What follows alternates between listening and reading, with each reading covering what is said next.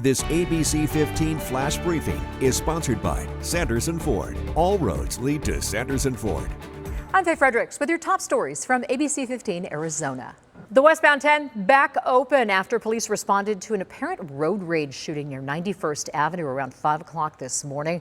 We're told the victim, an 18-year-old woman, has died after being shot in her vehicle. If it seems like we're seeing more road rage around the valley, we are. It's going up in Arizona. Unfortunately, this morning's shooting far from an isolated incident. Over the weekend near 19th Avenue and Greenway, the Ross family tells us a stray bullet went through the rooms where their 2 toddlers were sleeping.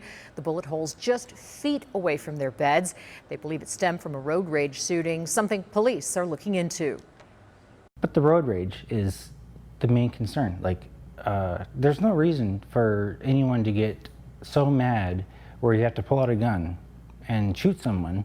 Arizona now ranking 2nd in the nation for people shot in road rage incidents, according to the gun violence research group Everytown. Staff at the Perryville prison hospitalized this morning after being exposed to an unknown substance. State correction officials telling ABC15 a small bag of white powder was found on a transport vehicle around 6:30 this morning.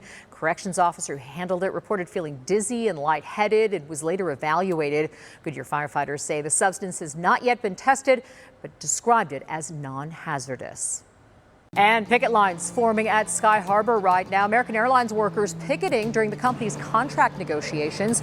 Workers tell us they're pushing for higher pay. The Let Joe Know team taking action, getting you access to free legal help thanks to the State Bar of Arizona. Tomorrow, volunteer attorneys will be on hand answering your family law questions, things like marriage and divorce, child custody, financial settlements, anything that deals with family relationships. Our phone lines will be open Wednesday from 5 to 7 p.m., so get your questions ready. Chick-Fil-A bringing a different kind of spice to its menu. Company adding a honey pepper pimento chicken sandwich. New sandwich features an original chicken fillet topped with creamy pimento cheese and pickled jalapenos. The sandwich rolls out at Chick-fil-A nationwide beginning Monday, August 28th. The Arizona Humane Society taking action, getting cats and other critters into new homes. They're launching a buy one, get one deal where adopters can adopt 1 cat or other critter and get a second cat or other critter without paying an adoption fee. Potential pets include Rosemary the rabbit and America the orange tabby. To learn more, visit azhumane.org/adopt.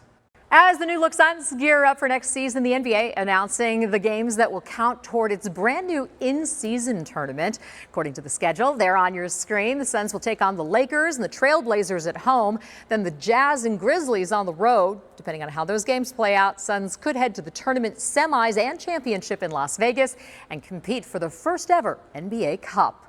The American Red Cross holding a blood drive today in memory of their longest-serving volunteer. Betty Grenig was an American Red Cross volunteer for 84 years and donated more than 25 gallons of blood. Just 1 gallon of blood can save up to 24 lives, so it's possible Betty helped save 600 people with her donations alone.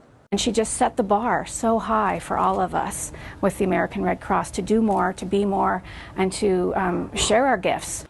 Betty started volunteering at age 17, knitting socks for the military. Donation centers in Phoenix and Tucson held drives today to see who can collect the most units of blood on what would have been her 102nd birthday. A blast from the past in Myrtle Beach, a low tide revealing a fossilized beach that experts say is at least 80,000 years old. While the rock formations aren't typically visible on the shoreline, they're almost always around under the thin layer of sand that makes up our modern beaches. Farther out in the water, they make a great habitat for all kinds of sea life.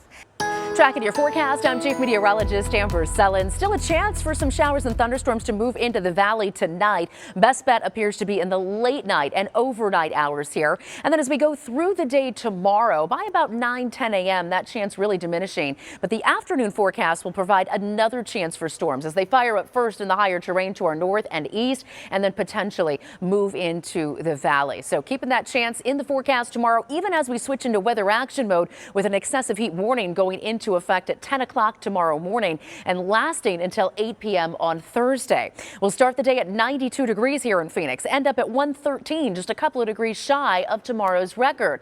And Thursday looks a little bit hotter, up to 114, just a degree shy of that record. But storm chances really ramping up as we head into the weekend, and temperatures dropping too as we track tropical moisture coming in our monsoon flow. It could be a wet weekend across Arizona.